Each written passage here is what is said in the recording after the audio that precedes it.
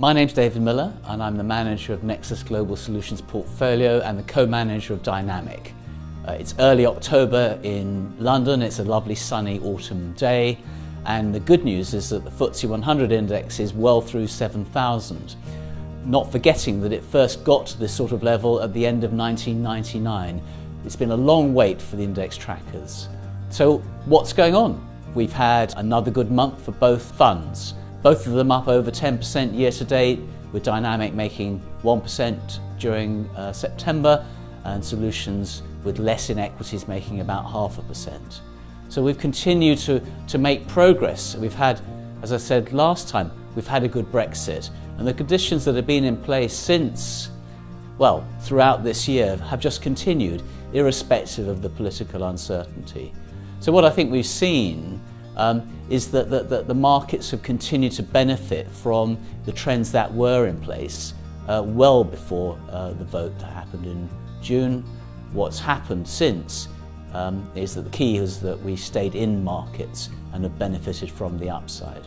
So where are we now and why is the market higher? What's really going on is that, for example, in the UK, that manufacturing activity, despite the lurid headlines, has continued to make progress. I think helped by the weaker pound, but there are a number of other things going on. So we've had that benefit of a catch-up after a period of uncertainty, and the funds have been invested during that period and so have benefited.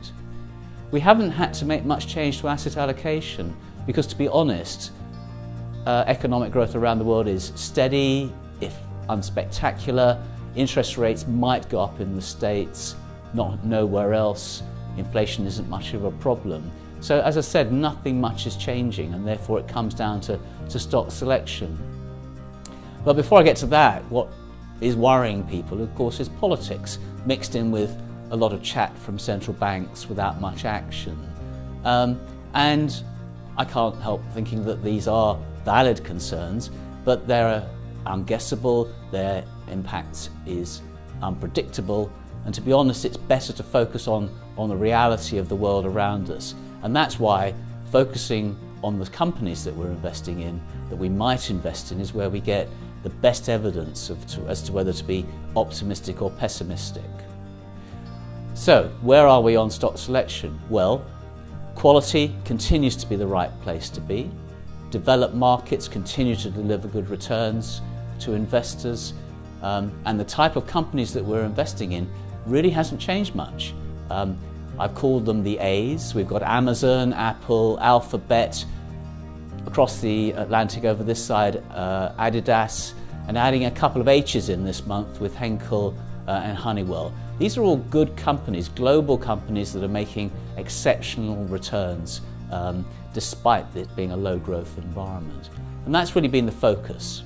And I think the issue for us is that we can see on a case-by-case basis whether these companies are going to continue to deliver or not. And that's a lot more predictable. It's easier to analyse than answering general questions about the health of an economy or even a continent. So that's how we are managing the money, and I think, as I said, it's paying off this year. I don't think this is a time when you can make generalisations without backing that up with proper research, because those generalisations are almost certainly wrong. The other issue is that one can invest money by taking one guess that may or may not be right, but that's really just bingo fund management, not proper investment. And what we're trying to do is invest properly. So, good returns, an uncertain political environment. We've got problems to face up to in the European banking industry, and I hasten to add that we're not invested in Deutsche Bank or any of the Italians, but clearly there are issues there to be resolved. But at the moment, people who haven't invested are investing. That's pushing prices higher, we're invested, and the portfolios are benefiting because of that.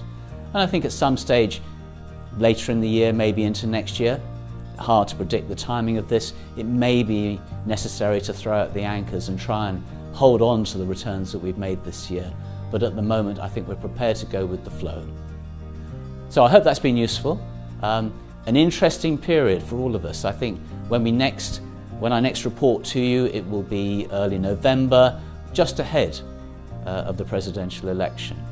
Time will tell who will end up in the White House. Thank you for your time.